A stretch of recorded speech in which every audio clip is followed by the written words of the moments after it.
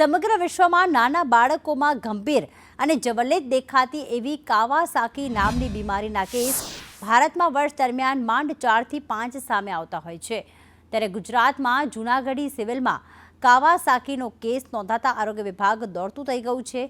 સૌરાષ્ટ્રમાં 2015 પછી સામે આવેલા કેસમાં જૂનાગઢ સિવિલના તબીબી સ્ટાફે બાળકને સતત 16 દિવસ સુધી સારવાર આપીને બાળકીને સ્વસ્થ કરીને રજા આપી છે।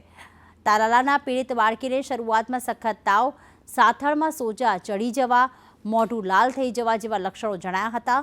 બાળકીનો ઇકોનો રિપોર્ટ કરવામાં આવતા તેમાં બાળકીને ગંભીર પ્રકારની ગણાતી એવી કાવાસાકી બીમારી હોવાનું નિદાન થયું હતું। બાળકીને પગમાં જ્યાં સોજો હતો ત્યાં રસી થતાં તેનું તબીબોએ સફળ ઓપરેશન કરીને બાળકીને સ્વસ્થ કરી દીધી છે। કાવાસાકી રોગના મુખ્ય લક્ષણોની વાત કરીએ તો લોહીના કણ ઘટી જવા, સતત તાવ આવવો, ગળામાં ગાંઠ થવી, ચામડીમાં છાલા પડી જવા, મોઢું લાલ થવું, હૃદય, ફેફસા અને કિડની ઉપર સોજા આવવા, સમયસર સારવાર ન મળે તો બાળકને હાર્ટ એટેક આવવાનો ખતરો રહે છે। લાંબા ગાળે રોગની ગંભીર અસર પણ જોવા મળતી હોય છે। આ બીમારીનું નામ કાવાસાકી ડિસીઝ એવું છે અને આ ખૂબ જ જવલ્લે એટલે કે રેર ડિસીઝ છે। ખૂબ જ ઓછા કેસીસ ભારતભરમાં જોવા મળેલ છે આજ સુધીમાં અને પરંતુ ખૂબ જ ગંભીર બીમારી છે અને રક્તવાહિનીઓનો રોગ છે જેમાં રક્તવાહિનીઓમાં સોજો આવી જાય છે અને એને લીધે હૃદય, ફેફસા, કિડની અને લીવર ઉપર પણ એની અસર થઈ શકે છે।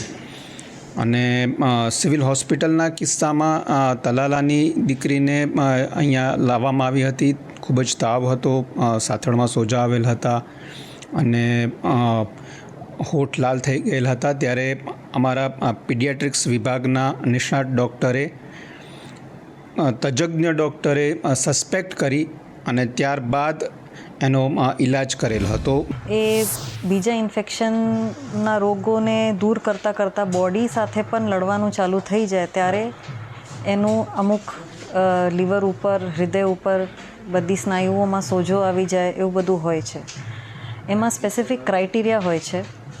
એમાં જેમ કે સતત હાઈ ગ્રેડ ફીવર આવે 5 દિવસથી વધારે, હોઠ, આંખો એકદમ લાલ થઈ જાય, શરીર ઉપર સોજાની અસર રહે, એની લિમ્ફ નોડ જે આપણે કહીએ સર્વાઇકલ લિમ્ફ નોડ એ આવી જાય, હાથ પગમાં સોજા, હાથ પગમાં લાલસની અસર અને ચામડી હાથ પગની નીકળ્યા માંડે।